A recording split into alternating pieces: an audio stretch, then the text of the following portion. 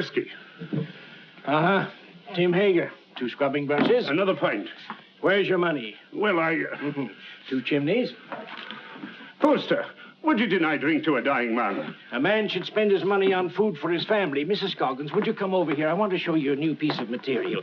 It's fresh off the Boston packet. Isn't that fine quality now? Feel it. Be a wonderful dress for your little girl, don't you think so? It's money, money, money with your Poster. Nothing but money. I've been sorry for him ever since his wife ran off with that lieutenant. If he'd spent less on whiskey, he wouldn't have lost his wife. Let me show you another piece. Drunk or sober, Ma would have left him anyhow. She was that kind. Yeah, how do you like that for quality, huh?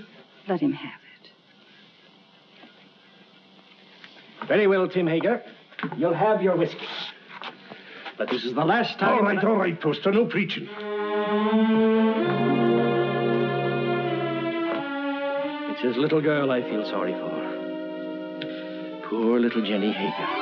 Faster, faster! Can't you swim any faster?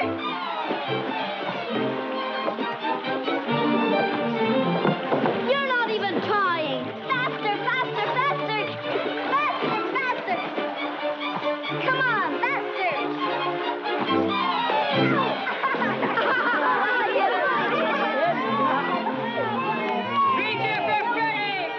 Jenny Hager, you made me lose! You always blame it on something. I hate losers.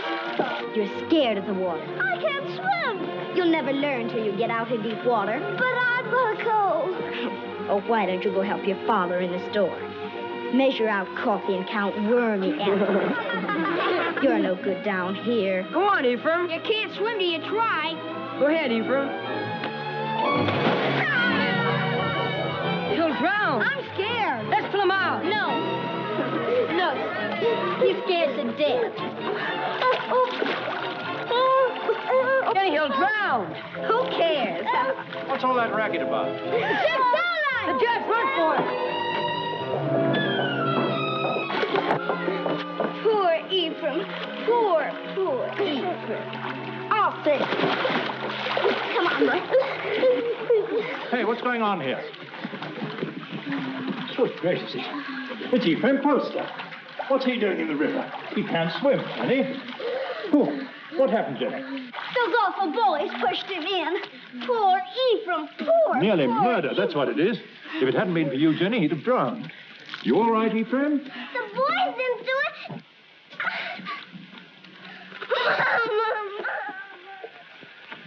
There we are. Ah, Tim, you're just in time. Huh? This little girl of yours is just... Tim Hager. Stumbling drunk in the middle of the day. You ought to be looking after you, Jenny, not going from tavern to Jenny? tavern like...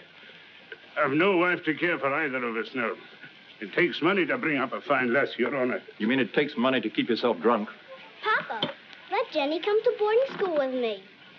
Would you like to come to boarding school with me, Jenny? Would you? Boarding school? Yes. I'd like that. I can't send you to boarding school, but you could come live at the house and earn your keep, I guess. Help in the kitchen and run errands for Mrs. Saladine. No. If I can't go to boarding school with Meg, I'll stay with my father. All right. He is your father, at least in the eyes of the law. Now, you look after that girl of yours, Tim Hager, and stop being a disgrace to Bangor. Thank you, Your Honor. Drive on. Now, young Poster, we'll take you to your father's store. That tight-fisted, sour-blooded old skinflint. You might be better off with Mrs. Saladine, Jenny. Not in Mrs. Saladine's kitchen. I've no money to bring you up properly. Never mind. Before long, we'll have everything. Houses and carriages, horses and kitchen maids. All those things, my lass, you're a wee bit young. Just as soon as I grow up, we'll have everything we want. Because I'm going to be beautiful. Empty. Beautiful.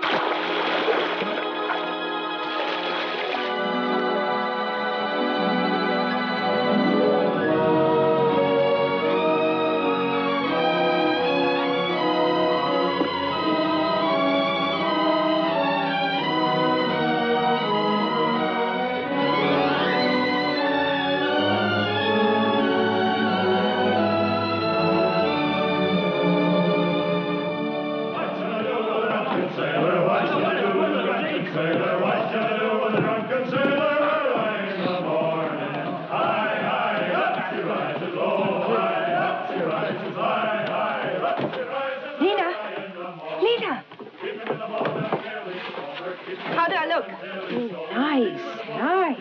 Enough ribbon? Not for me, but the real ladies have different ideas. Oh, get some more color in your cheeks. And bite your lips whenever no one's looking. Men love red lips. Let's go down and meet the packet. Why should I? The sailors will all come up here anyway. Oh, but the best ones get picked off down at the dock. Listen, honey, with your looks, you don't have to worry. Why, you can get the youngest and the best-looking man on the river. I don't want the youngest. I want the richest. Jenny, that's a recipe for trouble. Don't worry about me. I can handle trouble. I know you can.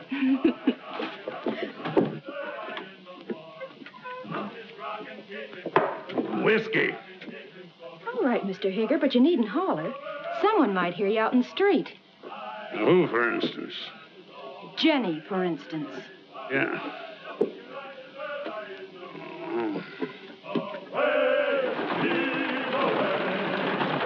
Put some life into those men.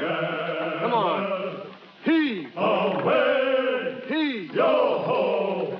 Heave. Away. Heave. Yo-ho. Well, Jenny, come down to see the cargo? It's exciting. We get used to it after a time. I suppose I import more stuff than any other man in the state of Maine. How many vessels do you think I own, counting the lumber barges? 56. Who told you? Somebody? Here, have some tea. Got a handkerchief? Oh, I don't need one. Take a good handful of it there. It's a present.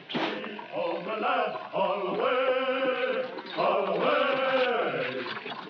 The work was hard and the voyage was long. The seas were high and the gales were strong. So heave ho, my lads, from Holloway to Devon. The sails are filled, our work is done. Yo-ho! I heard the skipper say, Lever, Johnny, lever, tomorrow you'll get your pay. Most people think it's easy to get to be a rich man. And believe me, it's hard. Why, when I first came to this town over 30 years ago with nothing but a peddler's pack on my back, Hey, you! You! Get away from that girl! Hey, you! Wait!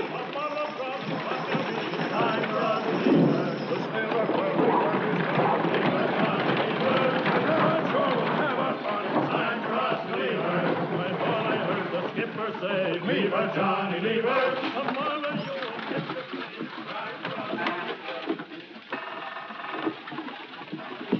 Well, I was just saying to myself, I bet my good old friend Tim Hager is sitting right this very minute in the Purple Whale and wouldn't mind passing the time of day with me. Lena? What do you want? A glass of whiskey for Mr. Hager. Sure. Go on, Tim. Drink up. The next one's on me. You'll not tell Jenny? No, of course not. I promise her not to touch it. You're Jenny. You know, she's getting so she wants to boss everything and everybody.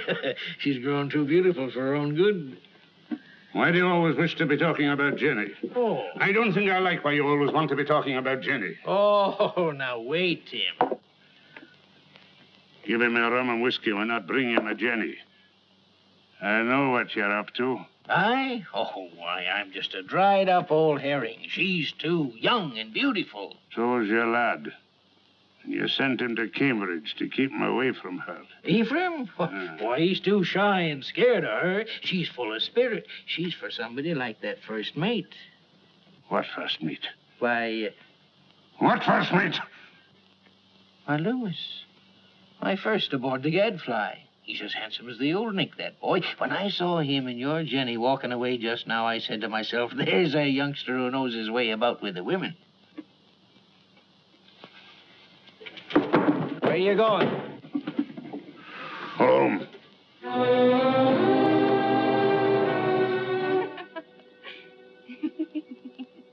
Good night.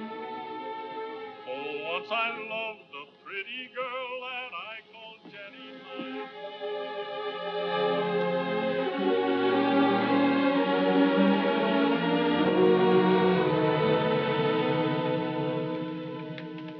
You're like your mother. A wanton.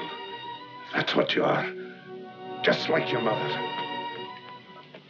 You'd like to keep me here forever, wouldn't you? Well, you couldn't hold Mother and you won't hold me. Aye, but I will, Jenny. No. This isn't the life I was born for. Men like me. And it's the men who have the money in this world. When a proper man comes along. You'll take him walking in the dark and kill him, most likely. I know you don't want any man ever to look at me. But they do. You lead them on, Jenny. It's so easy for you to turn a man's head. Not with you at my elbow all the time. There have been dozens of proper men ready to take me out of this trap. But will you ever let me go?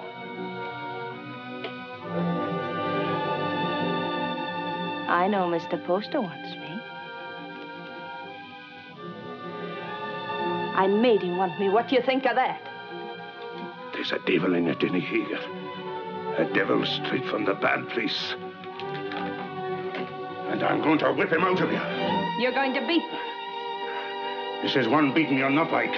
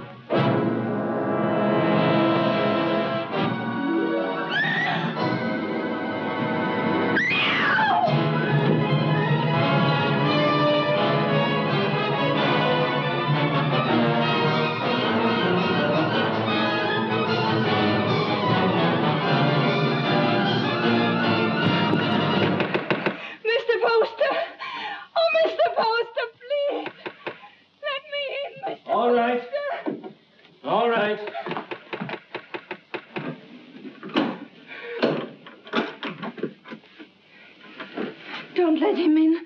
Don't let him get me. He'll kill me, Mr. Poster. What is it, Jenny girl? Who's after you?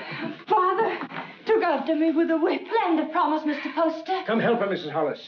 There now, Jenny. Don't worry. Everything's going to be all right. You bathe her and rub some butter on them bruises and put her in my bed. Oh, that Tim Hager, he ought to be birched. That would take 6 men to do it. He's big, Mrs. Hollis, but no bigger than righteousness. If the town don't birch him, he'll be birched by the Lord. You showed good sense, Jenny, in coming to me. I'll do this. You stay outside. Oh, there now. If you keep on crying, your face will be all swole up tomorrow. And that's no way for a pretty face to be. He held me with one hand so that I couldn't move. And then he beat me until I thought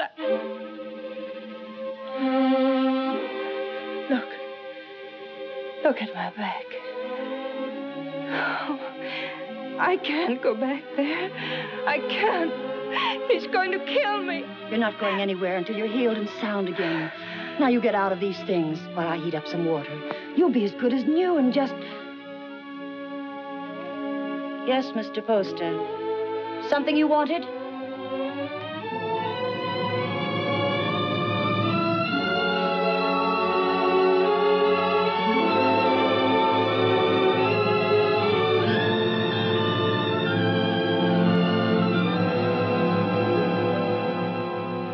Drove her out into the night like a dog that wouldn't obey. Reverend, it's the rum that does it. We ought to scourge every tavern keeper out of town and into the river. If I had my way... We ought to be deciding about the girl, Deacon Adams. There's been enough scourging for one night. One thing is decided. The girl mustn't go back to her father. No. Someone must take her in. I would, only my daughter Mary doesn't like the poor girl. Then she's not for your house, Reverend. Make a bad situation worse. I guess we could use her to clean and maybe help in the kitchen. But a young girl eats like a man. It's more than victuals, Deacon Adams. Your wife has all the understanding in her heart that a man could ask. But Jenny's of marriageable age. Yes, that's bad. And yet we can't turn her loose on the town's charity. She needs a home. Well, yours is fairly empty. Oh, no. Leave me out of it. It wouldn't be suitable for me to take her into my house. I have no wife. You have a housekeeper, a very respectable woman. But she might leave me, and I'm not able to get another. We'd have a scandal in the town. Aye. No. Marriage is the only answer. And the answer to that is a younger man. What about your son Ephraim? They used to be so much together. Ah, he's a schoolboy, frittering away his time at college. She needs a responsible man. Well, there must be someone. A pretty girl always has a lot of friends. What good are friends? Most of them no older than her. It's our duty to find her a good home, an honorable name, regardless of the man's age. And it should be somebody with money. And by that description, Mr. Poster, you've named yourself. Oh, no. She turned first of all to you, Isaiah. Besides, I know you're not a man to thrust a suffering lamb back into the wilderness. Maybe she won't have me.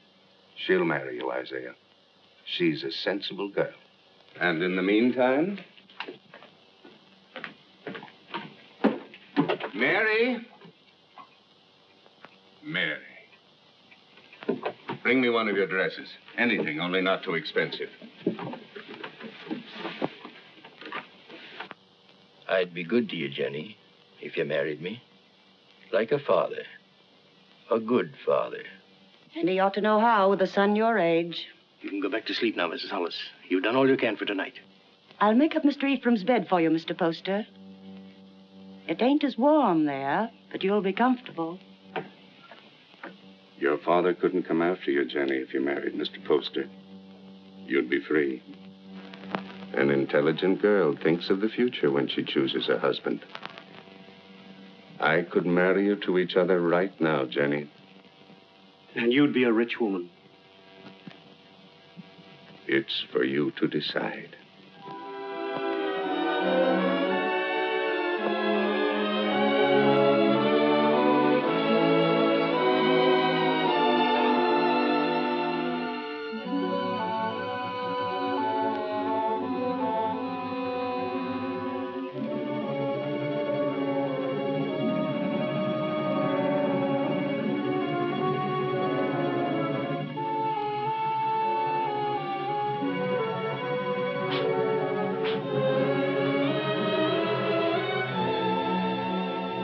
And when my father died, I turned to the only friend I had, Mr. Poster. He was very kind, taking you into his home and giving you a nice young mother.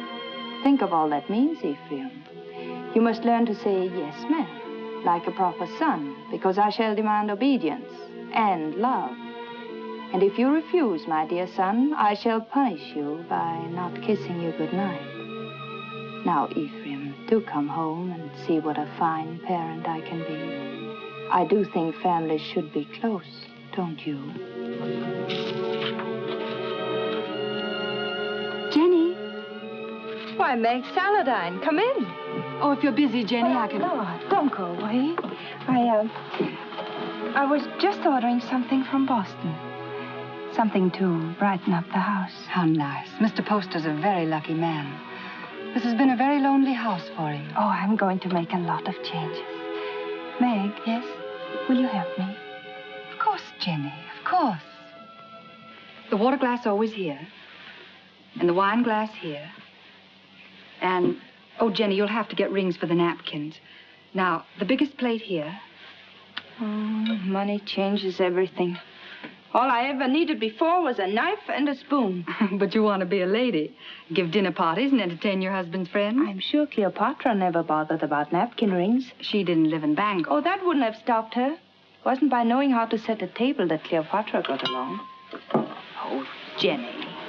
Every time I say something true about men and women, you say Jenny. Why does a proper lady have to be embarrassed about plain talk? It isn't honest, and it makes old maids. Doesn't anyone here care about church? Judge Saladine and Mr. Poster are waiting outside, and I'm in the ladies' choir. Didn't apply to me, that remark about old maids. I've already met my very special gentleman. He's not anyone in Bangor. His name's John Everett. He's a woods boss for your husband. And he's a very educated man. Is he young? A little older than I am. Good looking? He's beautiful.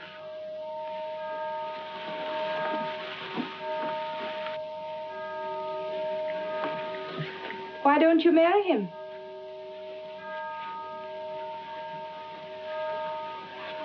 He won't. He has no money. Oh, that's nonsense. Does he love you? Yes. And you love him? Then make him marry you. Oh, Jenny, I wish I knew how. He's not like the others. He thinks things out. I'd know how.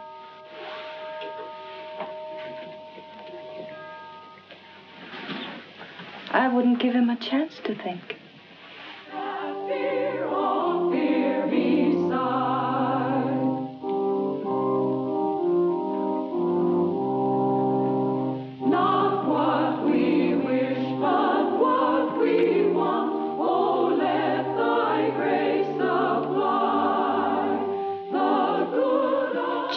Hager.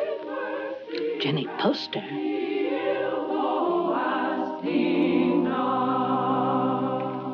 Before me sit the wealthiest families in Bangor. I've seen them before in the privacy of their homes and in their offices. When I came to them to ask for money to enlarge this church, they gave me not enough to erect a temple of branches on a hillside. And so again today, in the house of God, as they sit here with their consciences, I ask them now to pledge funds to enlarge this church. I cannot ask of the poor, but I can ask the wealthy. And the poor shall know the names of those who do not give. Mr. Poster.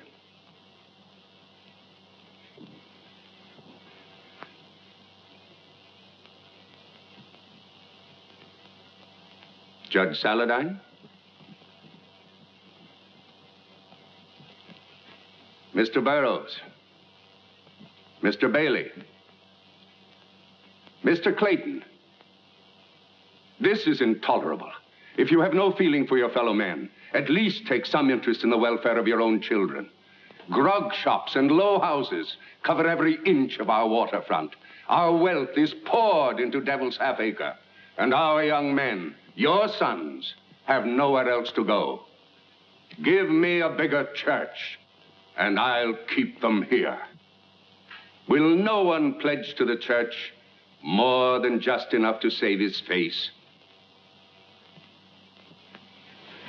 Mr. and Mrs. Isaiah Poster will contribute $1,000.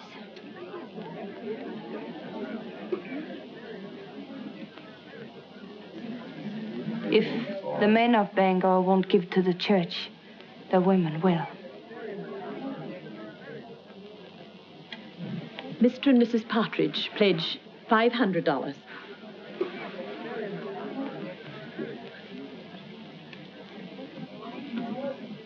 Judge Saladine will pledge $1,000.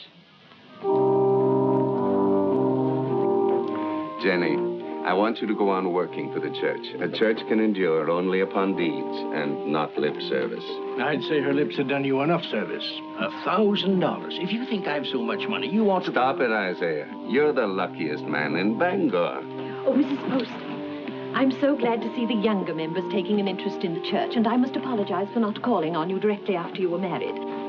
That was a wonderful contribution, Jenny. He's a wonderful husband to let me make it. Good morning. Good day, Reverend. Good day, Reverend. Good morning. Good morning. Good morning. Tain't the money I mind, but I'd like to know what you're doing with it before you do it. I gave the money because I hate grog shops and what they do to people.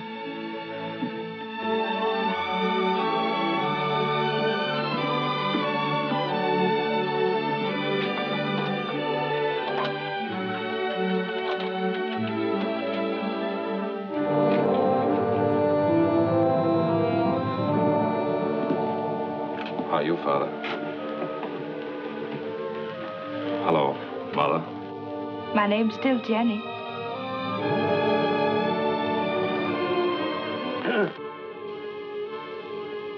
You came home, did you? I thought you'd be on your way to England or somewhere by now.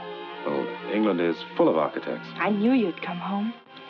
Isaiah told me he sent you money to travel for a while, but I didn't think you would. I came close to it. I didn't know whether to mind your letter or mind his and go away. It's easy to see which one you thought more of. Now, why do we stand here? Let's go in around.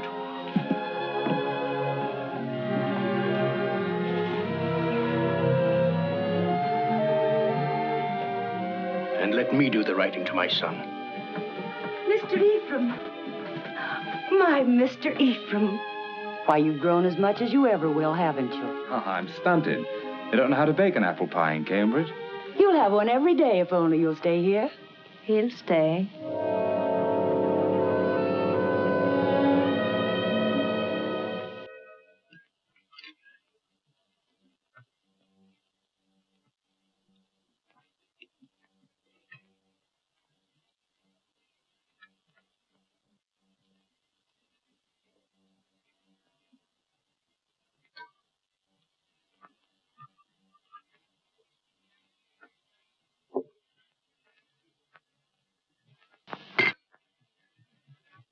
You'll find little to keep you in Bangor, Ephraim.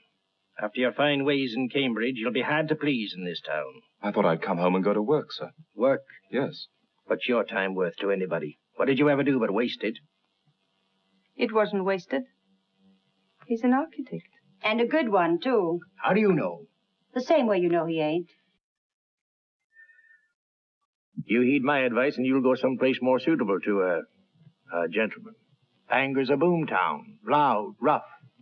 Growing faster than law and order. Takes a strong, stubborn man to make his way here. We need gentlemen, too. For what?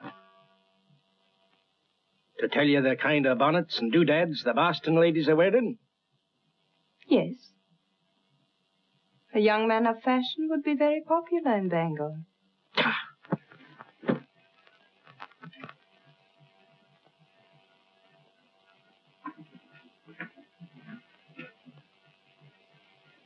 I'll join you later. Well? Yes, Father. But you said yourself that Bangor was a boom town. Fortunes are made every day. Rich people will want fine houses. You heed what I said in my letter. Travel a bit. What makes you so angry with me? All I did was to come home. I get angry at you because of your ways. You think I don't know how you've been spending my money.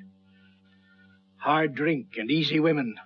I know your kind. Isaiah, you shouldn't upset your father. I'm sorry. All right, Father, I'll go away. If you really want me to. I don't think he does. You want your son to live at home, don't you, Isaiah?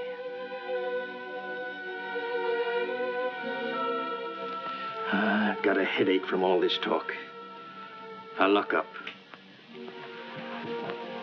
It's time we all got some sleep.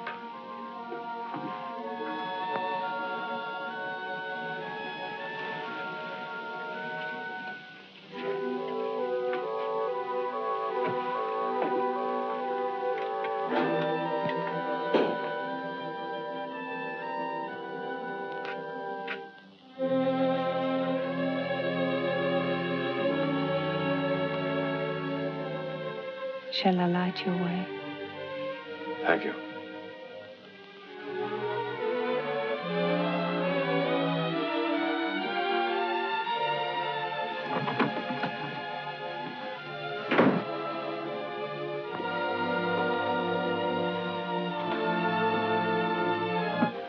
It's been a long time, Ephraim, hasn't it?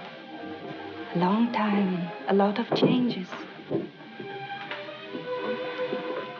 Did you really like that kind of woman? That kind he spoke about? I'd rather not talk about it, Jenny. I used to see them near our house before I came here. I used to watch them and wonder about them. I can see how women would be attracted to you. All kinds of women.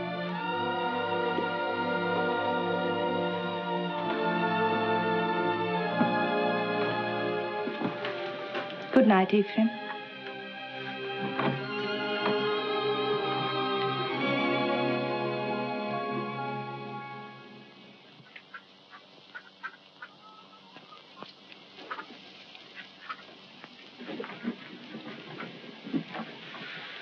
Got everything? Yes, all the groceries. But no spectacles. They're hard to find. I'll tell Dr. Mason to bring you a pair when he comes by tomorrow. All right? Oh, please, not Dr. Mason. He's a very good doctor, but he won't wait for his money. You're not to worry about money. Your husband worked for mine for a long time, and if Mr. Poster wants to send you a doctor and a pair of spectacles, it's his privilege. Mr. Poster? I'll be by in a few days, and in the meantime, if you need anything, send one of your children. Thank you.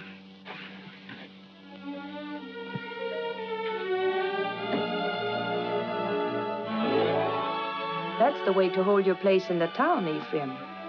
And the people love you for it, Jenny. And I do want my husband and my son to be proud of me. Well, I wanted to see how you spend your days. Thanks for showing me. You've grown, Jenny. My father's wife's a great lady. I think behind Mrs. Isaiah Poster, you'll still find Jenny Hager. You remember Jenny Hager? Oh, that little ruffian?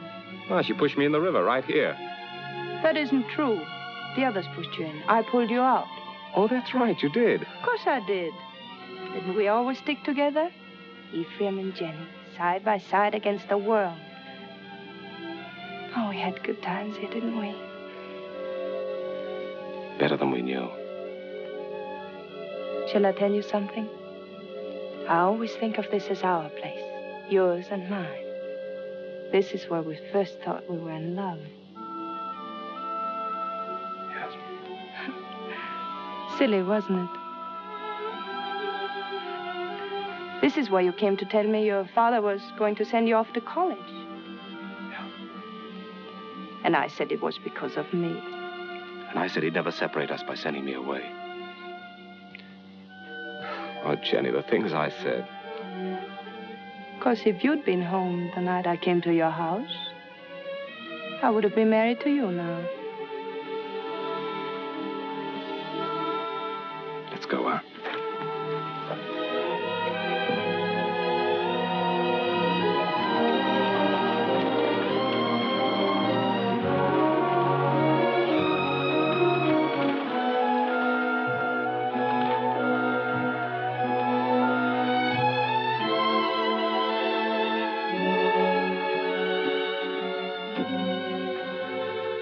Come into the store and wait on me the way you used to.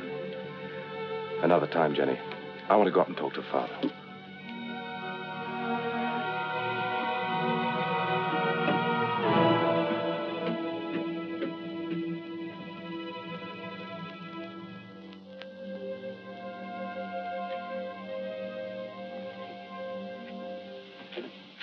Hello, Father. Be with you.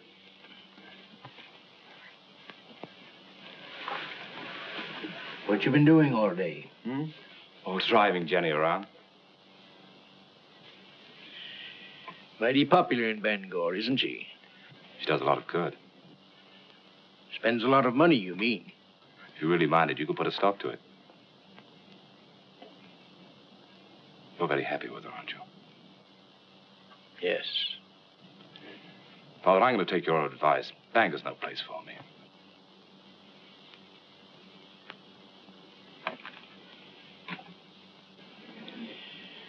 When will you be leaving? Right away, before the river freezes. I thought I'd spend the winter in Boston and then go off to Europe in the spring. I think your father needs you here, Ephraim. Why, Jenny, you feet like a bird. I didn't hear a sound. You want him to stay, don't you, Isaiah? Why don't you tell him you want him to stay? Can't you be honest with your own son? I'm honest with everybody. You might be of some small use to me if you stay on. But if you don't like it here, get out. Only don't come meeching back again. If you go, I'm through with you. I'll take you home.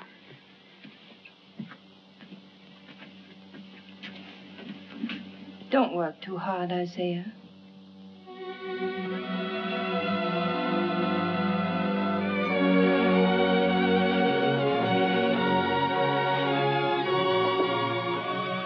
Surprise. When Bangor's Lady of Mercy goes out to deliver her packages, her sleigh should fit the season. That's a confession you've been thinking of me. Of course I think of you. Yet you've been avoiding me. Careful. Paint. Put it down.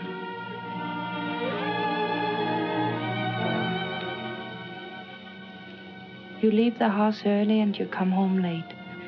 You never walk into a room where I am unless someone else is there. Why? Jenny, we shouldn't be standing out here like this. We might just as well be out on Main Street. Anyone could pass by. They wouldn't think anything wrong of it. You wouldn't. If you weren't thinking of me as you do. Jenny, you're married to my father. And his son loves me. He's been so good to both of us. His son has always loved me. I should have gone away. But you couldn't. Because you love me. Yes, I've loved you since before I knew the meaning of the word.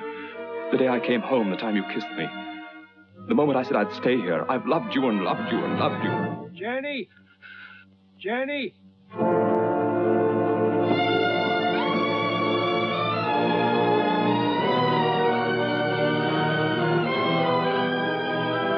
Jenny, Father's very ill. Send for a doctor.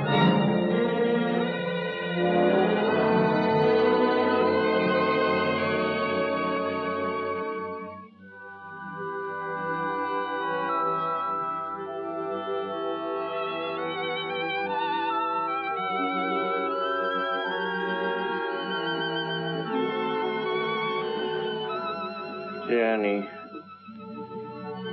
Yes, Isaiah, I'm here.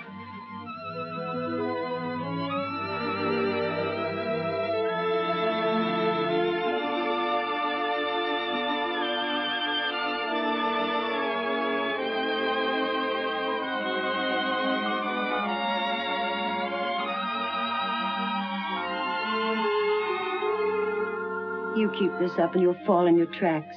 Go to bed, child. Get some rest. No, I'm strong. Stronger than you think. I'll be all right.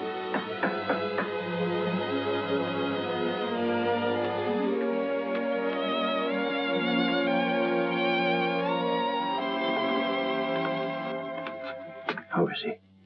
Just the same, sir. Is there any possibility of speaking with him, Jenny? There's trouble in town. Dr. Mason says warm weather might bring him around. But that's a long way off. We're at our wits' end. There are too many people in town, too much idleness. Did you hear the shooting last night?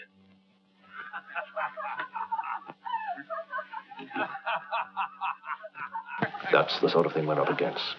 Lumberjacks coming to town between jobs with rum and women on their minds.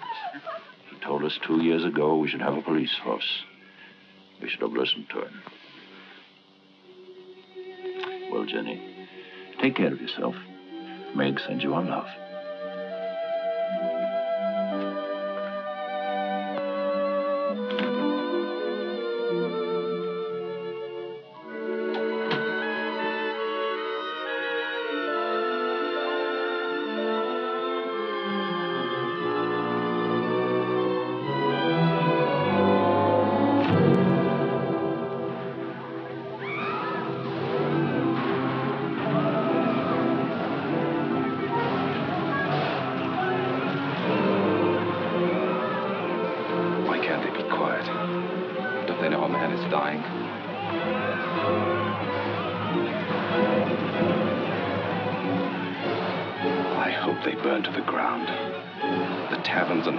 And the people in them.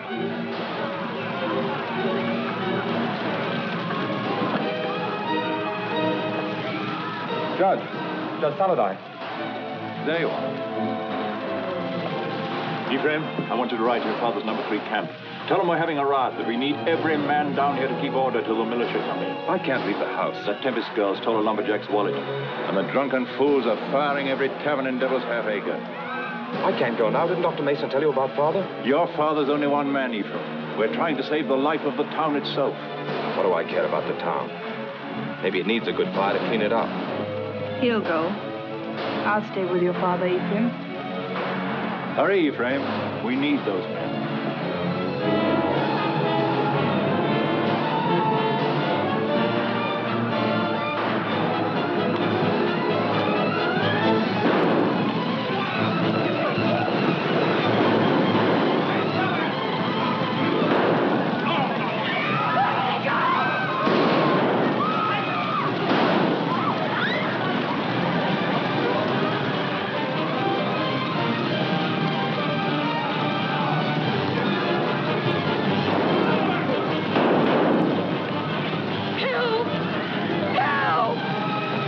Jenny!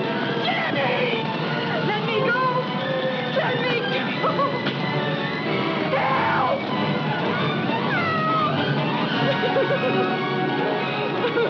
Smoked you out, didn't he? Where's my money? I didn't take it. I didn't take it. Where's my money? Let's give her a band. That'll lose their tongue. Let her go. Keep out of this, ma'am. People are getting hurt. I didn't steal his money. He was drunk in the back room. I only came in to take away the glasses. Anyone might have been there before me. It had to be mighty fast to get in a man's pockets before you. $100 a hole when there's work. I say dip her in the river. Come on, what'd you do with it? Oh, Jenny. Let her go. I'll give you the money. You're Mrs. Poster. Yes. It's nice to meet the gentry, ma'am. But I'm not so sure I'll be happy just to get my money back. We want to know what's going to happen to her. Since I'm giving you the money, it's my right to decide that. Why do we gibble and gabble about it? There's the girl, there's the river. Let's give her a bath. Wait. We'll be waiting for your store to open in the morning. The money isn't there. We're coming up here and collect it.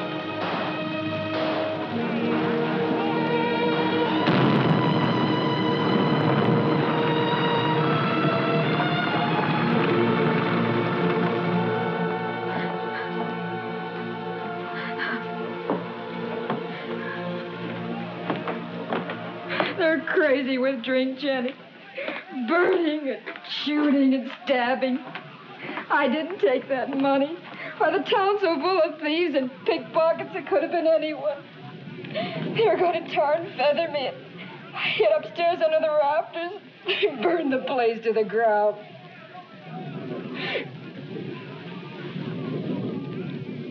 If I'm to go up to Camp 3, I better leave now. I want to be back in the morning.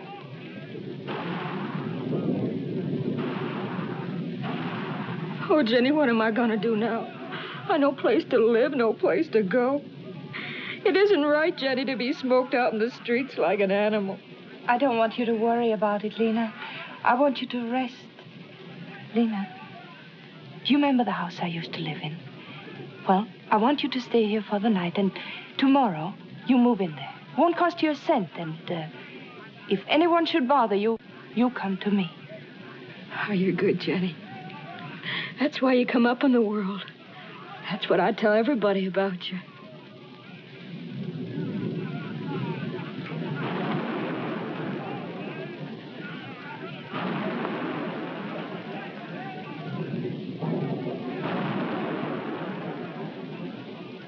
Jenny, you're wonderful.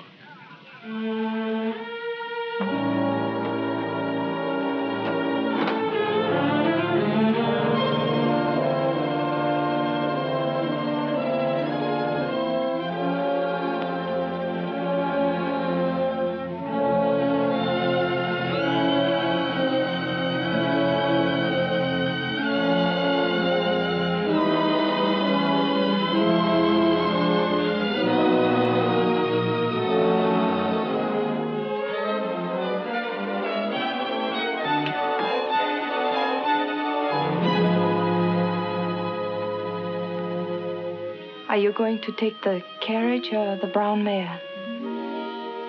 I thought the mare would be better. You'll be careful, won't you? I don't want anything to happen to you.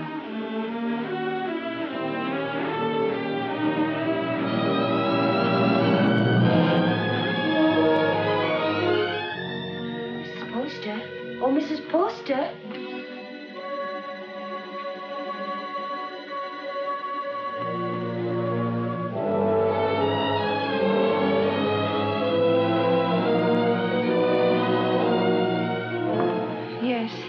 The fever's broke. He's breathing better. He's going to get well.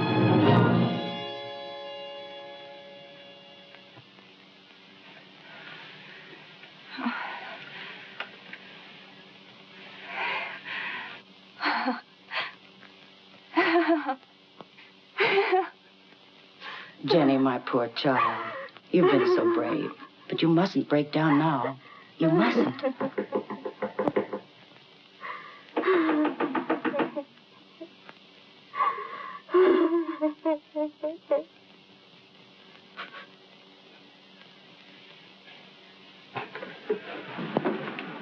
Has Mrs. Poster gone to bed? Does she ever go to bed, the poor child, nursing and tending her husband? Tell her to come to the Saladine house. The girl will need her. What's the matter? Judge Saladine got into the fight. Hurt? Dead. Ask Mrs. Poster to come with us. It needs a woman to tell the girl. Mrs. Poster's been under a great strain. She's gone through enough. You better get someone else. Wait.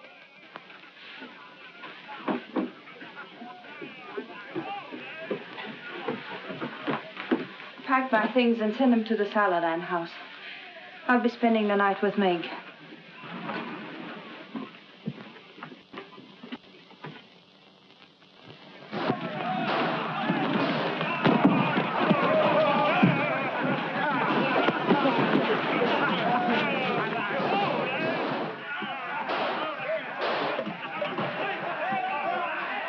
What's the matter?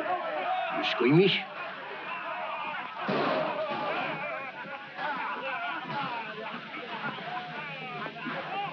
They're still fighting. Can't someone ask for permission to bury the dead? I did. So we all sit about and wait for the liquor barrels to run dry. The loafers and drunkards have taken over the town. And for 3 days, a man like Judge Henry Saladin can't be carried to his resting place. There's a fine victory for rum. Don't talk like a fool. When those woodsmen come in from the timber, they want some excitement after the winter's work. You take away their pleasures, they'll go to work in another part of the country. Which only proves that we've got to have a police force, some sort of city government, that's all. You've been too tolerant a man, Isaiah Poster. Too interested in lining your pocket. When my lumberjacks come down from the hills, they'll patrol the town till we get them decently harried. Why don't you lie down for a while? You worried about me, Jenny? That you'd found out what kind of a tough old tamarack you'd married.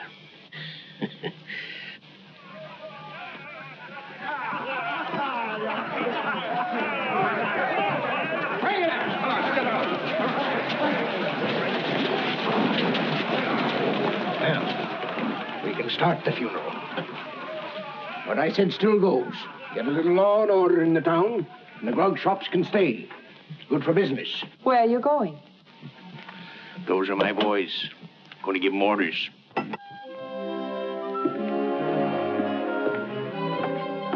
Look. Oh, I say, are you hurt? You all right, Mr. Poster? Yes. Now, John, I want you to take some of your men ahead of the funeral procession, put some alongside and some at the rear. Keep it all as quiet as you can. The funeral should seem peaceful. Jenny, this is John Everett, my wife. You are Mrs. Poster? She sure is. How do you do? John. I thought I heard your voice. Meg, Darling, I'm glad you're here. it's terrible about your father. I hated your being alone when it happened. I pretended to myself that you were with me. It gave me strength. But if we don't have the funeral soon, I'm afraid I'm going to break down. Meg, you'll come to our house this evening. You'll be with us, won't you? Thank you.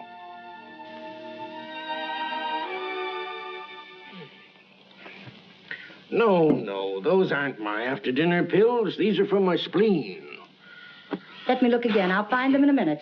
And bring a glass of tepid water. Yes, Mr. Poster. Shall we go into the parlor? No, Jenny, leave them alone. You know how young folks are. John has to go back to the camp in the morning. Go back?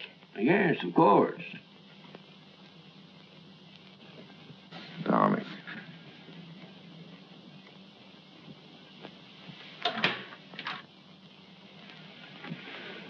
Our lovebirds have closed the door. The pills, Mr. Poster, and the tepid water. Thank you. Huh? Why must you send him back? I need him up at the camp. He's a woods boss, not a policeman. Of course, if your business means more to you than the safety of your home and family. Jenny, he's got to get that timber cut. That's all there's to it. I'm sorry we were so long, Jenny. I thought you and Mr. Poster would come in. I wanted you to be alone. Surely you can stay in Bangor a few days. I'd like to. She needs you. Well, I'm afraid I'll have to be away for a little while. She won't be alone. I'll take care of her. Till you come back. Well, thank you. That's very good of you. Now, I don't want your father to trade these for whiskey. They're for you and your sisters. Mother said to say thank you and God bless you. On to the kitchen and thank Mrs. Hollis. After all, she feeds the chickens. And there's room in the basket for a slice of pie. Would you like a ride in my carriage, Jacob? I can drop you off on the way home. As soon as I get the pie. Isn't it a beautiful morning? Jenny, I've been wanting to speak to you. You have? What about? Well, not here. Let's walk down to the river. Oh, but not now, Ephraim. I've so many things to do. Jenny, why isn't it possible for me to have a minute alone with you? But we're alone now. It's not my idea of privacy. Mrs. Hollis in the kitchen, Father home every day, Meg following you about. I'm sorry. That's a very short answer, Jenny. What is it?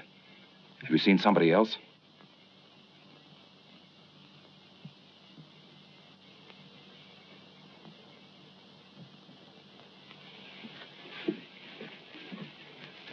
They stole nearly 10,000 feet of first-run pine. Where? Upper Big Bend. And there's not a trace of who did it. Mr. Poster, unless you get the law to step in, there won't be a choice tree left in that whole section. Law. I own that land, and I'll make my own laws. I've got to make a trip up to the hill countries. Timber pirates. I want you to come with me. Me? It's time you saw what pine on the stump looks like. It's my business, and you ought to learn it. Come along, I'll get you something to eat. Thank you, sir.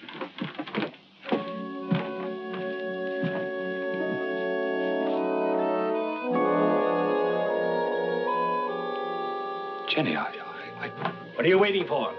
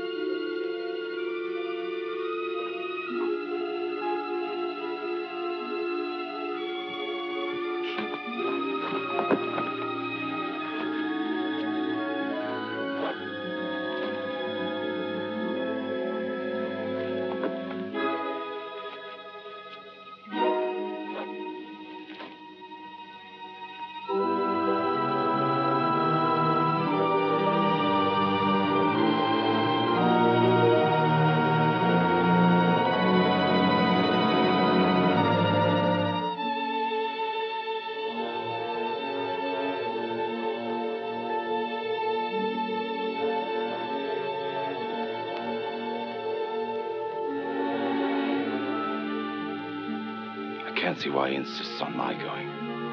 I'll be dead useless weight, and afraid of the water besides. Boats would be bad enough. These will be canoes, flimsy Indian canoes made of birch bark.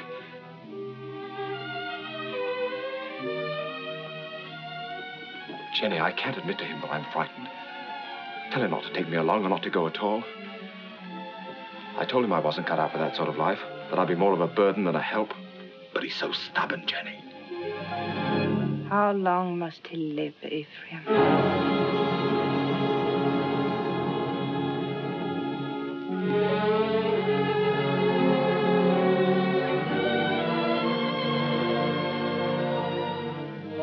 How long must he live between us? Jenny, don't talk like that. I want you to do something for us. But you're afraid. I could promise you so many things, and yet you're afraid. He's my father. As long as he's alive. Why does everything frighten you? You're going to make me very angry. And if I get angry and go on wanting you the way I do, I might tell him what happened between us. Nothing has happened between us. No. But which of us will he believe? Jenny, you couldn't. You know what that would do. He lived a full and useful life. It would be a pity to see him die. But a greater pity to see his life ruined. With a lie. We've been living a lie, Ephraim, and I want to be done with it. I want you to return alone.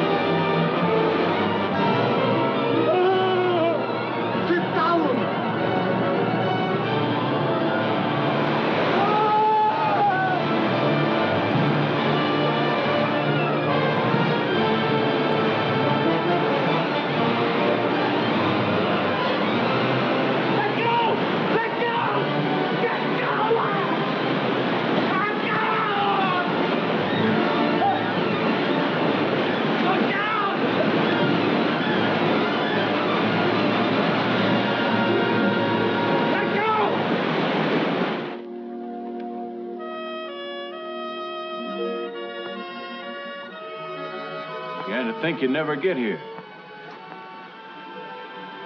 Where's old man? Where's your father? What happened?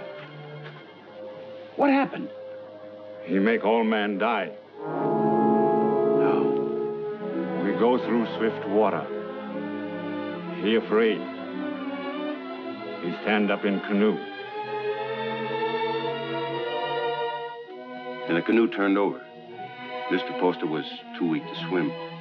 They fought to see which one would get that bailing bucket. I guess you can see who won. He's dead? I guess he is, ma'am. Where's his body? Must have settled in the quiet water further down. I'm sorry, but we hunted all we could. I'm sure you did. That's the whole of it. Except what Mr. Poster here can tell you. If they hear of anything, they'll let you know. Thank you. Jenny, believe me, it wasn't my fault. I was afraid. You know how afraid I am of the water. You can't come into this house, you wretched coward. You killed your father.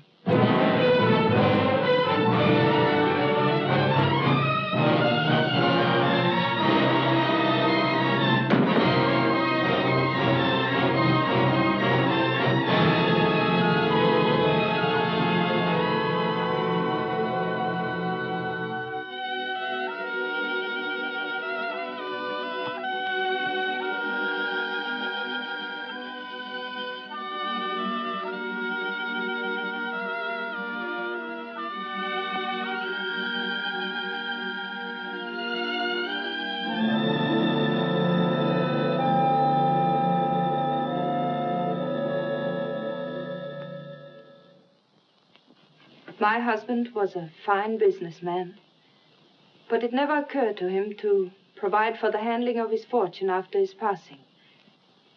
Well, there'll be no cold on Friendly Bank telling my woods bosses what to do. No disrespect intended, Mrs. Poster, but it's a man's world we live in up in the woods, and we don't rightly see how a woman fits in. Duncan's right. He's right, man. You'll go right on living in your world without interference.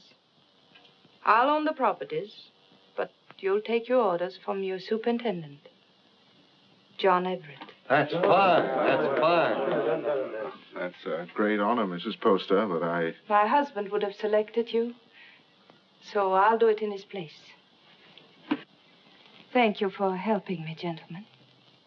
This will be the first time I ever worked for a woman. Go down in there.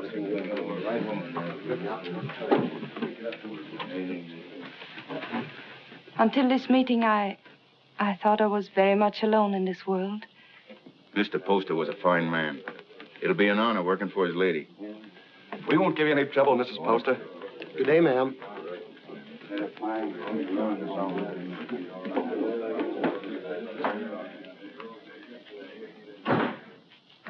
this is a wonderful thing you've done for me, Mrs. Poster. Have you any objections to working for a woman? Well, that depends on the woman. It'll be like managing a kingdom. Mr. Poster used to think of whole townships as other men think of acres. It really is a kingdom he built up. It's too bad. Too bad there's no heir to take the throne? Yes. Poor Ephraim. I never gave him a chance to explain. I accused him without proof. What more could you need? They saw him do it. I didn't. And I know he loved his father. You've got to stop brooding over it, Mrs. Poster. You'll only harm yourself, and it won't help Ephraim. I saw him on the street last week. He was drunk. And Deacon Adams was shouting, "You've chosen your damnation, and eternally damned you'll be." There wasn't anything you could do to save him. You're very tired, Mrs. Poster. I won't be after today. I've placed my troubles on your shoulders. Please carry them well for me.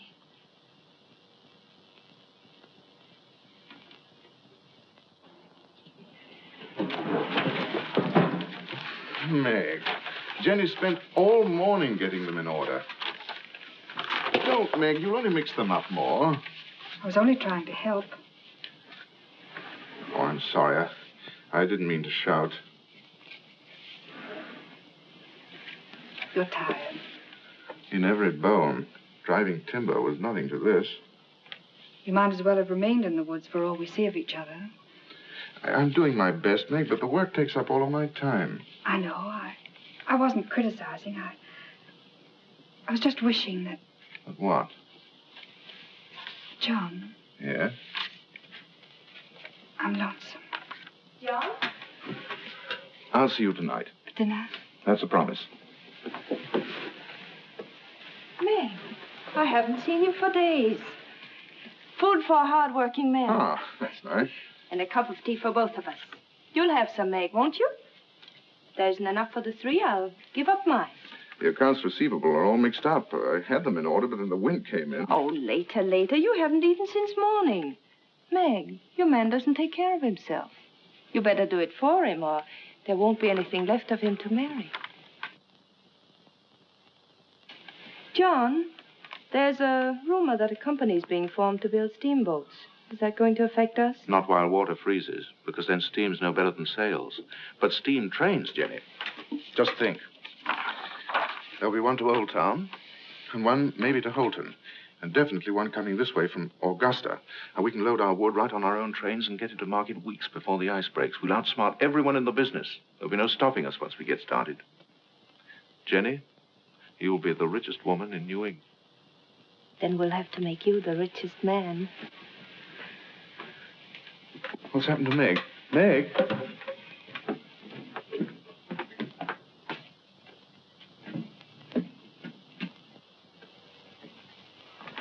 I ought to be kicked all the way up and down Main Street for the way I treat her. She's more understanding than you think. I'll be with the Temperance League all afternoon, so if there's anything important you want to discuss with me now... Nothing that can't wait. It's Mrs. Hollis in the store. Tearing it apart? No, she wants me to drive her home. Working again tonight? I'm having dinner with Meg. Good. Take better care of her, John. You do neglect her. Goodbye. Bye.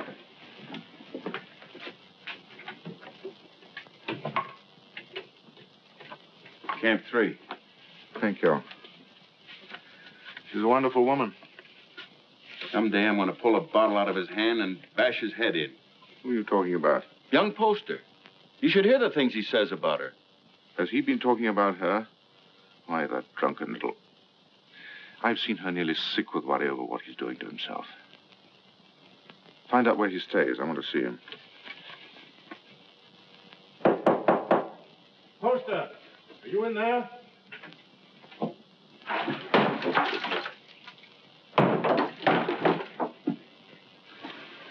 Huh.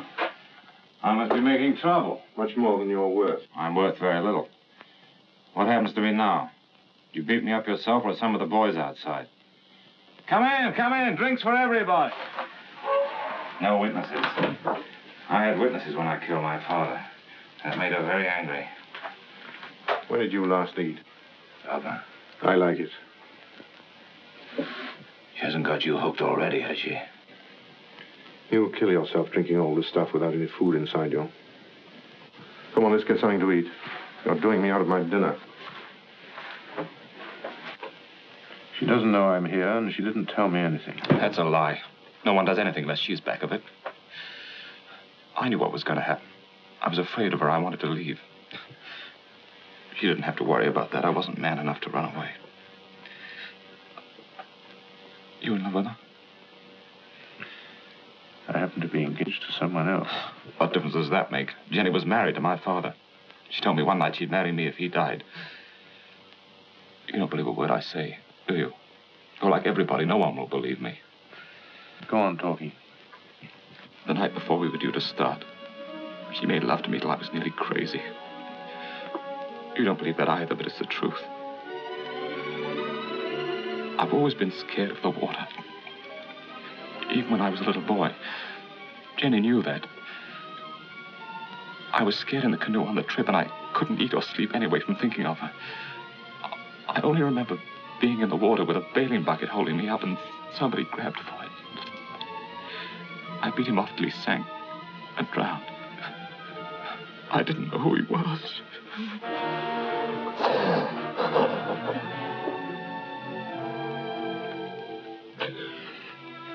She's so rotten. You've got to believe me. She's not even a human being. Maybe I did know who he was. I guess I did. She'd put the thought in my heart. And if I hadn't done it then, I know I would have later.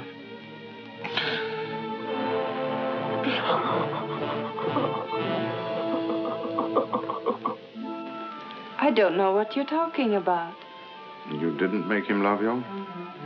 But of course I did. He was my husband's son. I wanted him to love me. That isn't what he meant.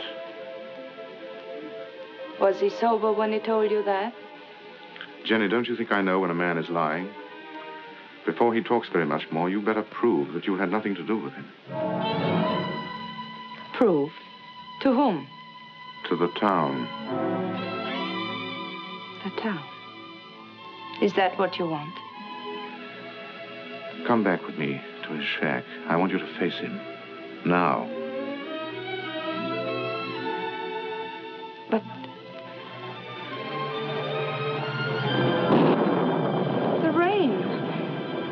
You know what happens to the roads in the rain? Yes. They get very muddy. But they don't change their direction. Good night. Oh, no. It isn't that I'm afraid. You mustn't believe him. Please. All right. I'll go.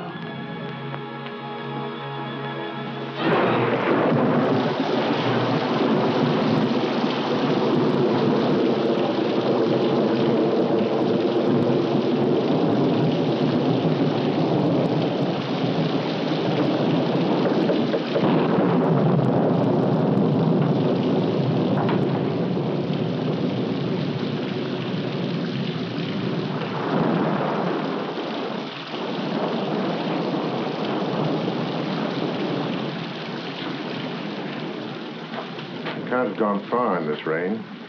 We'll wait for him. I'll put the horses in the shed if you'll light the way.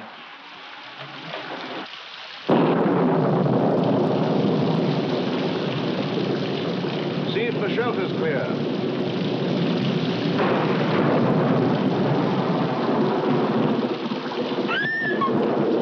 What's the matter, Jenny?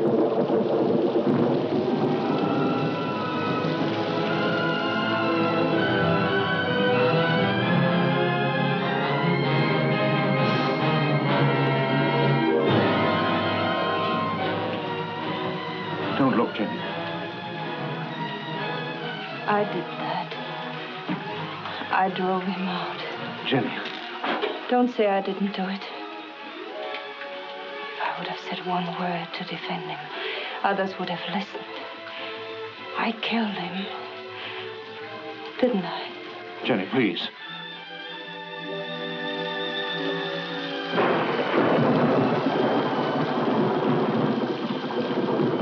Go inside and sit down. You're shaking.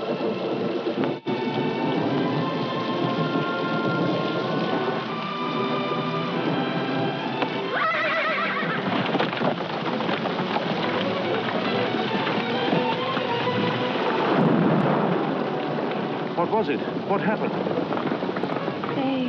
They were frightened.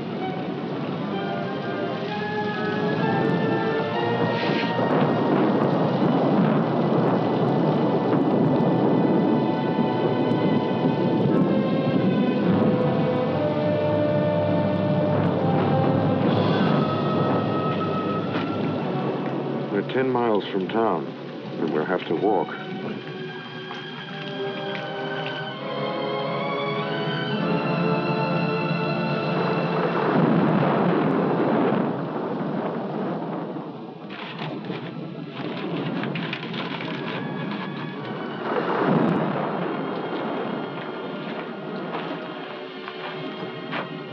I can't understand how Ephraim could have done a thing like that.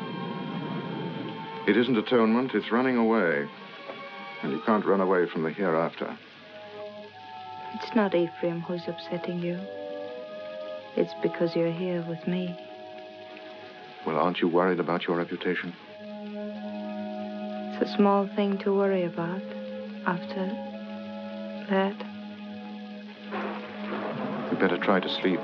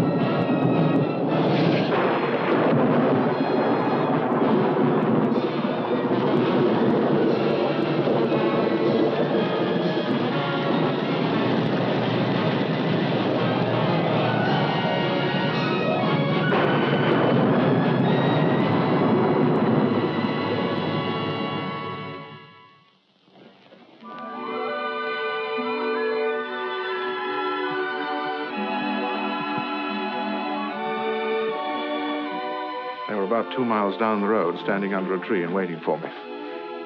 And the carriage? Just a broken axle. I can fix it in an hour.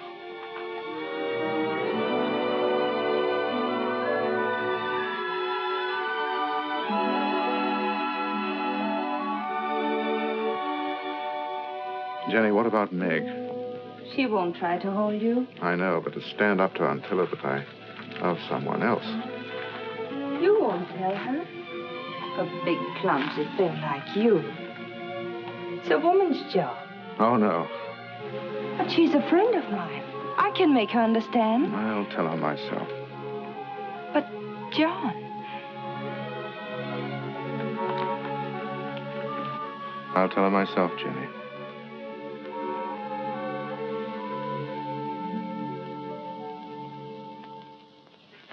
It must have been the storm. That's the only way I can explain it. The storm and the excitement and the lightning struck us. What more can I say? It's nice that we're such friends. Makes it easy to talk this over. There's nothing to talk about. I love him. But if you still want him, he's yours. You know that. You know I'd give him back to you if you asked me to. I suppose I'm a fool. Why? I should have realized that when he said he loved me, he must have said the same thing to you just the day before. No, he didn't. He never said those words to me. I thought it was because he was shy.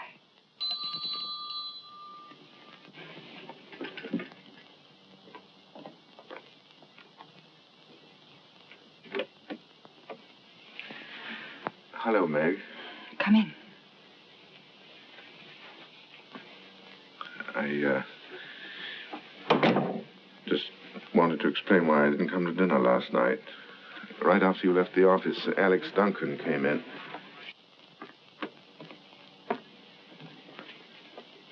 Jenny, I told you I wanted to explain this to her myself. I didn't think you should. I'll be waiting for you outside.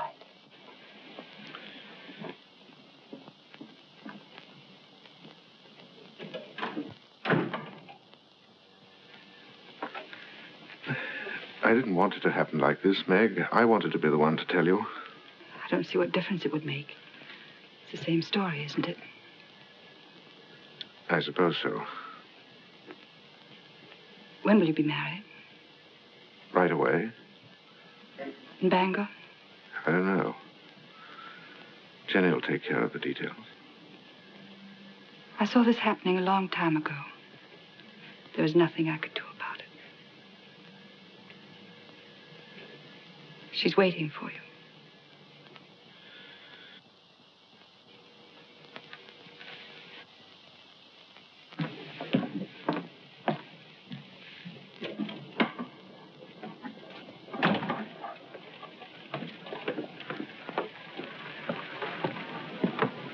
Jenny, how could you do a thing like that?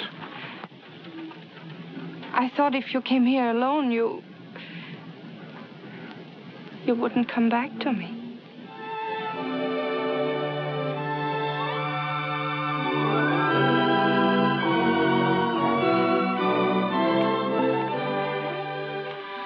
My dear son, I wanted to be with you this Christmas, to see you again, and to meet your wife. But all your brothers are bringing their families here, so I can only send you this ring in my place. It was given to me by your grandmother to be passed on to the wife of my eldest son, and I know Jenny will care enough about it to do the same. Will you? What if we only have daughters? We'll have sons. I have made up my mind. What else does your mother say? Well, she talks about my brothers and how deep the snow is, and then she says, "A Merry Christmas to you both, my dears. The Lord bless you, Jenny, and make you fruitful. My arms ache for John's first boy." Your mother must be a wonderful woman. I hope that someday you'll say I'm just like her. Well, that won't be easy. Mother had 9 sons. What a lot of boys running about the house. Must have been very uncomfortable for her. Oh, she loved it. She would have been uncomfortable with a small family. The Everetts run to numbers. Tell me about your brothers. Are they all tall and handsome like you? Do they all have pretty wives? Why? Prettier than I am? You vain little peacock. You know there's only one answer to that. Say it. I married the loveliest of them all, and the best. Say, I love you. I love you. Say, we don't need anyone else, ever. Anyone at all. No one.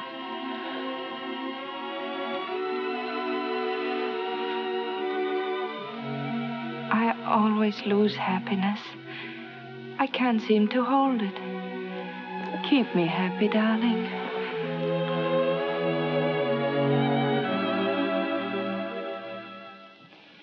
There's no reason why this should happen to you.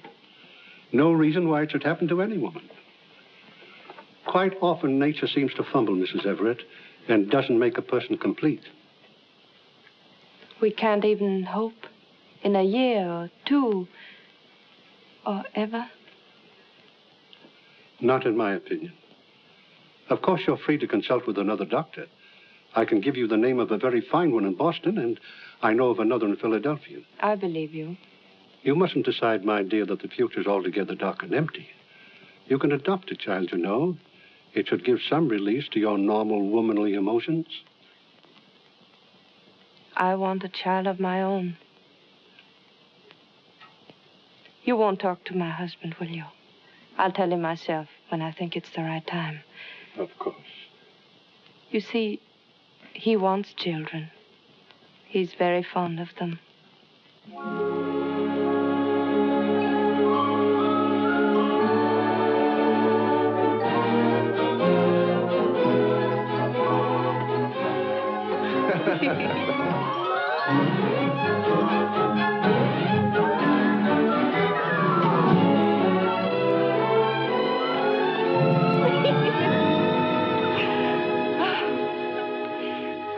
I never knew what love was before you. I know now I was never married to Isaiah at all. And Jenny, I want you to forget Isaiah. I want you to forget your whole life before I came into it. You know, a lot of new furniture isn't going to change that house. Why do you want to go on living in it? Oh, but it's a good house, John. It'll stand for a long time. At least until we know just where to build another. Well, I'm not finicky about where it'll be. I just think you want to go on living in that old tomb. What do you say, Jenny? Should we start building our own house? But that is our house. Belongs to Isaiah Poster. Let him keep it. Oh, but he's dead and he left it to me. Belongs to him and his son, and it's full to the roof with sorrows. I want to get out of it. I want new rooms and more of them. And for the sake of our children, I want light and air. There are enough rooms now. Which isn't the right house, Jenny. It's too close to Devil's Half-Acre. It isn't the place to bring up children.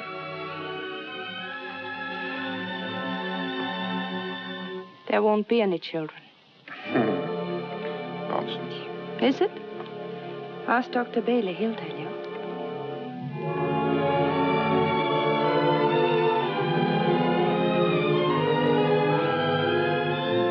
Seems there are some things we haven't talked about.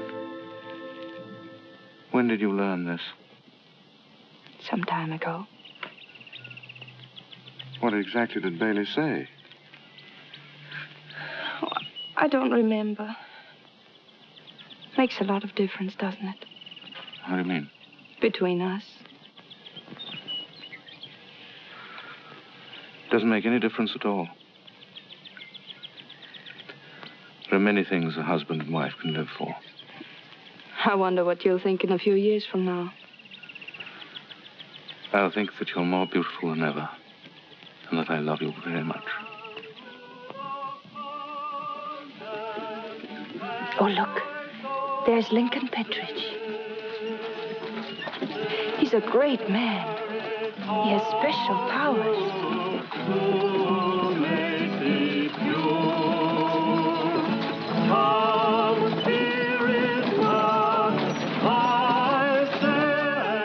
Where was the darkness so great that you thought your sin was hidden?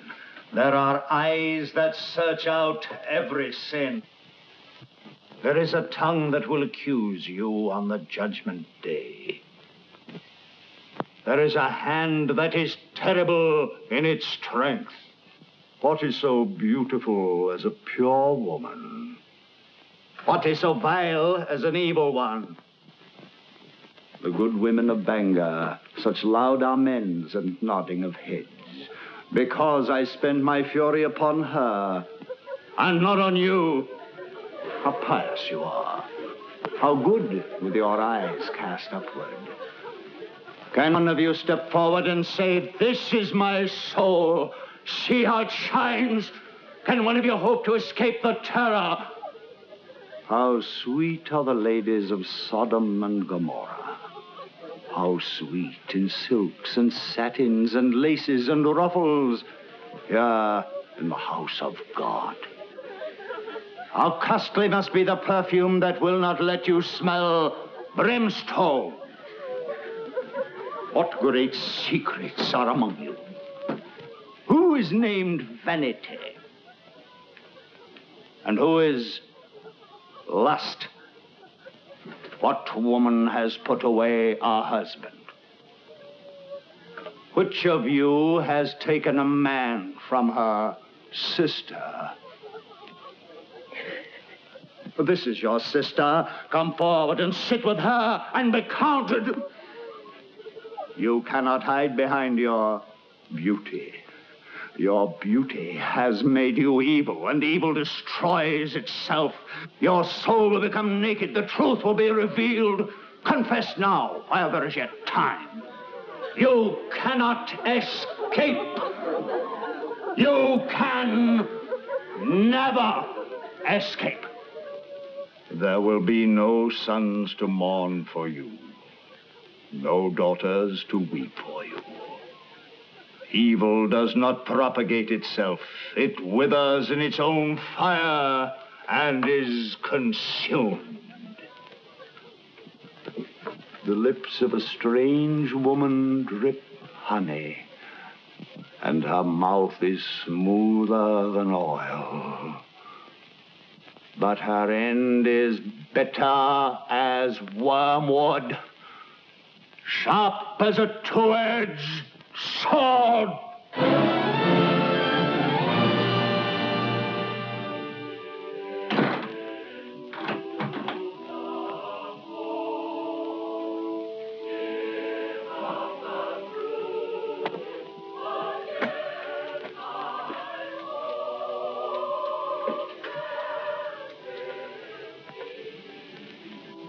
What's the matter, Jenny? I want light. It's so dark. Why do you go to those meetings? It's not like ordinary church going. You come home exhausted and afraid. He was talking to me. Straight to me. I mean, what is it? The pit he talks about isn't down below, it's up here. I don't know why I listen to him. He tries to trap people. Tries to make them admit things that aren't true. He's not any better than the people he talks about. No, he's right. The town is becoming a sinkhole. That horrible man. To say to me what he did. He wasn't talking. He was talking to people like Lena. Jenny, I've come to a decision. We're going to put Lena out of your house. No. I don't care what she meant to you when you were a child. I'm talking about what she is now. I don't want you to be connected with her. Why not? In what way is she different from us? Except that she's more honest. She goes out of your house tomorrow. I don't want her sins on your hands. You good, righteous man. You hypocrite. Telling others what they must and must not do while you live in this house with me. Do you know what went on in this room before Ephraim killed his father? Jenny. Do you remember the things he said about me? You said he was drunk and afraid. Of course he was afraid. We're all afraid. There's hell opening under our feet. Jenny. This is where he sat. Sit down, John, and I'll show you how I made him kill his father. Sit down and I'll kiss you the way I kissed him. Why do you look at me like that? Why do you pretend everything he told you was true and you knew it? You knew it!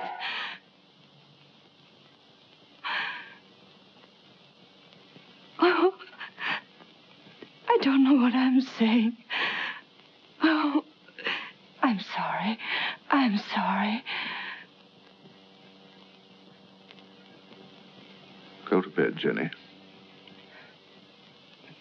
Please go to bed.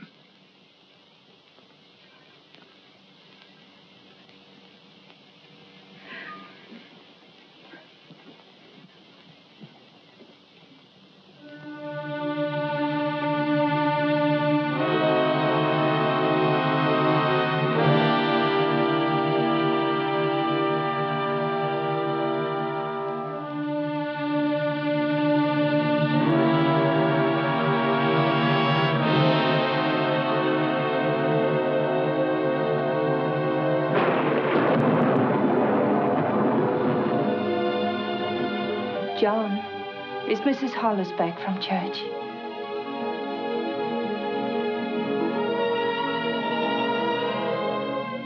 John, it's time for bed.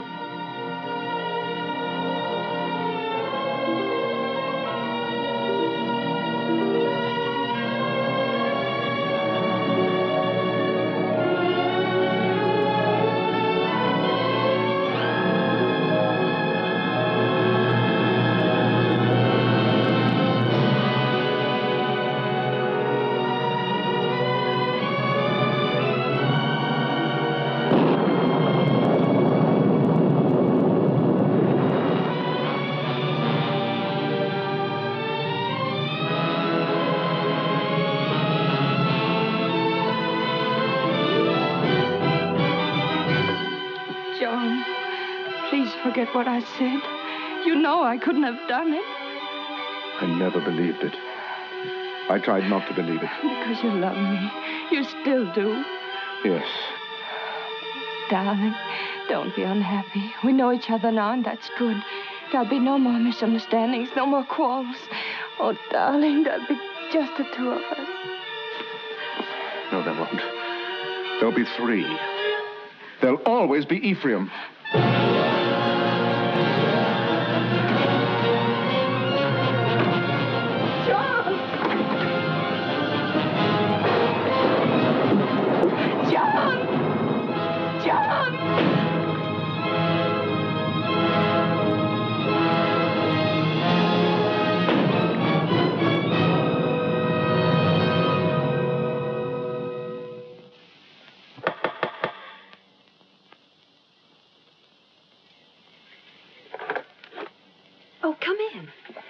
Mary, I'm looking for Mr. Everett. I thought he might be with Reverend Thatcher. Father isn't here right now, but if you'd like to wait... Oh, no, thank you. I have no time.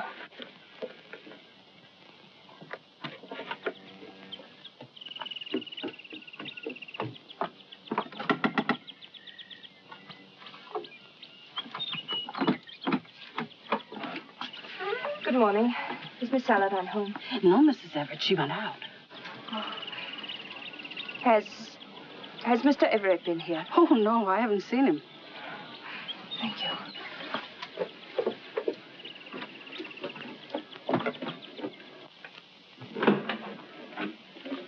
Oh, I thought it was Mr. Everett. Do you know where he is? He didn't come in here, ma'am. I slept here last night on account of the rain, and you're the first one in. Mr. Everett tells me you're sending a school teacher up to every camp with more than 2 families. That's a handsome thing to do, ma'am. I guess you're mighty fond of children. Duncan, who did sleep here last night? Was it you or Mr. Everett? Ma'am, I told you. Oh, that's just another one he has. He sometimes... He wore this hat when he brought me home from church last night. And he wore it again when he went out for a walk. Now, why aren't you supposed to tell me where he is? You put me in an awful fix, ma'am. I promised him... Duncan, he isn't well. Couldn't you see that? What good is a promise to a sick man when it keeps his wife from helping him? Is that the trouble with him? I kind of thought he looked funny around the eyes. Where is he? Well, I'm not telling you, mind you, but that'd be the wrong kind of hat to wear up in the pine country. Where in the pine country? Fire watcher's cabin. Indian Hill. When will he be back? I don't know. 2, 3 days, I guess. Said he wanted to go up there and think a while. Oh, I got a loose mouth. That's my trouble. Makes 2 people I told where he is. Who is the other? Miss Saladin. Miss Saladin? Came in here about an hour ago and dug it out of me just like you did. Said she saw him last night alone. Acted like something was wrong. Next time he trusts me with anything, it'll... It was very good of you to come up here, Meg. But there's really nothing you can do to help me. No one can help me but myself. My whole life with Jenny has been the act of running away. I ran away from the woods where I belong. And again, I ran away from the truth when Ephraim tried to tell it to me. I forced myself not to believe him. I understand. If you had, you never would have married Jenny. No. But this time, I'm not running away. Right or wrong, my place is with Jenny. I love her, and I'm going back to her. John, I'm glad. Because I believe that her love for you has made her as good as everyone always thought she was. Shall we go now?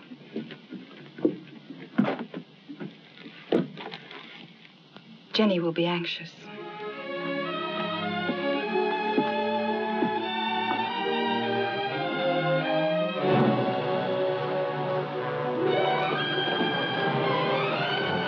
It's Jenny.